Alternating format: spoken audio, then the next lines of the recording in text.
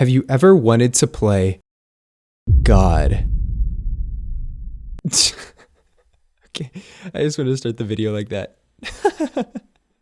If I had one word to describe my life this past year, it would be stressful. And I don't think I'm alone in this either. I've asked countless friends around me and everyone feels the same way. There's this sense of unease in the air about where our lives are going to go, and if this is going to be the new normal we have to get used to. The anniversary for the start of this pandemic is entering into its second year now, and the world is still struggling to find how to start life up again. For me, personally, I've had a rough time transitioning to adult life. Entering into my second year as an engineer, I've had a lot on my plate. Classes have been ramping up, tests have become more common, and all-nighters have become a normal occurrence just to keep up. To top it all off, most of my college was shut down due to the pandemic, so the friends I would meet would be behind screens and over texts. Fast forward to the end of the semester and a bunch of monsters opened up on my desk, and I finally finished up my last final. After stressing about passing every single one of my classes, I wanted nothing more than to just pack up my things, go home, and sleep for like 4 days straight. And that's exactly what I did. While on break, all I wanted was some time to get away. I slept until noon and ate a bunch of microwave dinners, walked outside, and then walked back inside because outside sucked, and then sat down at my computer, spending nights talking to my friends online. I found myself following this same cycle over and over again, where I'd wake up, go online, and do whatever I could just to take my mind away from this world that was just too much for me. But no matter how much I tried, I could never scrape this feeling of unease away from the back of my mind. That is, until one of my best friends sent me a message about this game I'd never heard about. Dorf Romantik. Now you, watching this video, could be one of two people right now. You could have seen this video title, already played the game, and wanted to hear someone talk about this game you love so much. Or you have no idea what this is about or who I am. But in that case, hi, thanks for sticking around. Now, even if you do know the game, I'll explain it for those in the back who don't want to raise their hands right now.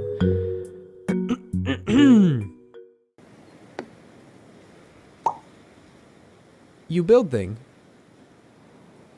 Dorfromantik, in the simplest terms, is a game about building villages and idyllic landscapes. It literally translates from German to village romance, and it's developed by 4 German students studying at HTW Berlin. This game is first and foremost a strategy game.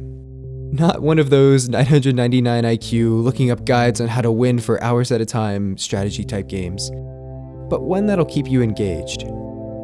Your task is to build a lot. You start with a stack of random tiles and place them to create ever-growing, vast landscapes. And the cool part about this game is that it wants you to make beautiful, expansive landscapes. You discover new types of tiles regularly, and you can complete quests to give yourself more tiles to play with.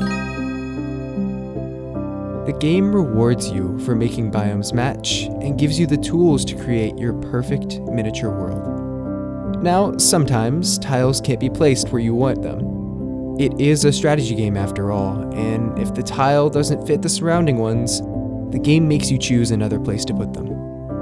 This restriction may seem frustrating to some, but the act of making the player choose something that they never planned on doing or thought about adds to the wonder of each and every session you play. You never know where your small world will grow to next, and I find that feeling exhilarating. But why build things fun, you might ask? Well, it's a simple question, really. Have you ever wanted to achieve something meaningful and impactful in your life? Me neither. But small goals are okay. Once you finish a session, I find it borderline euphoric to just sit back and enjoy the handiwork I've done, and explore a little deeper this world born out of my own hands. I've always been someone who shoots for the moon and never makes it to orbit, so when I see something I've put hard work into shining like this, it's beautiful. Now eventually you will run out of tiles, but don't worry, the game allows you to save each world you've created, and even lets you continue them in creative mode if you want to. In creative mode, you can choose whatever tile you'd like to place, and delete any that make your world look ugly. Ugh. You can even save your creative worlds in a separate menu aside from your normal gameplay worlds, so don't hold back on your creations. But there's one factor that pushes this game from the OK status to the Giga Chad status. The cozy. Oh my god. Like, I can't even put into words how relaxing this game is. You'd think you'd be slamming the walls like a chimpanzee about your next combo and your next tile placement so you don't get trapped further down the line. And yeah, there's a little bit of that in the end game, but there's never a rush to get there. You can take all the sweet time in the world to make your next placement, and this game is forgiving enough that you can't really screw yourself out of a big high score. As your town continues to grow and grow, so does your love for this little world that you've crafted with your own two hands. Now the game in its entirety is amazing, and I can see that so much work and care went into this game. But I really have to give props to the art style. The style seems as if this world you're making came straight out of a picture book, and every new tile you place blends together masterfully with the surrounding ones. The trees have thick, drawn-on lines, the rivers and lakes have this square-like pattern that almost looks like a warm quilt, and the towns add pops of color and life, making the world you've created feel actually lived in. And the soundtrack, oh my god. For real though, the first time I ever heard the music slowly fade into the background, I legit had to stop playing for a few minutes and lay down on the floor right there. It is so relaxing. The music that plays in the background gives you a sense of melancholy and peace, as if you're sitting on a hill watching the world wind down for the day. I'm even listening to the soundtrack as I write this script, and the goosebumps have not gone away. I feel like a lizard. If you're still not convinced to give this game a try, I highly encourage you to at least listen to the soundtrack. It's fantastic. My favorite track has to be Schabernack, as it feels the most uplifting out of all of them. It has this sense of wonder and adventure, with this slow build-up from a light piano to the sound of a train pushing onwards on its track,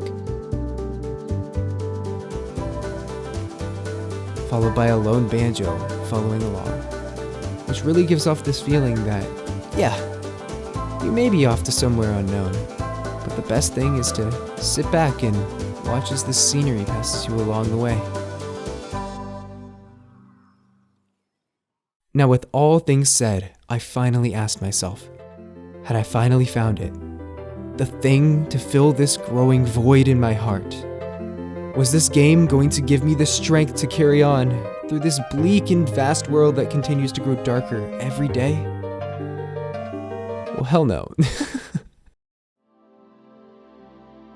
I realized that no game is ever going to fill this uneasy feeling in my body. And although that sucks, oh god.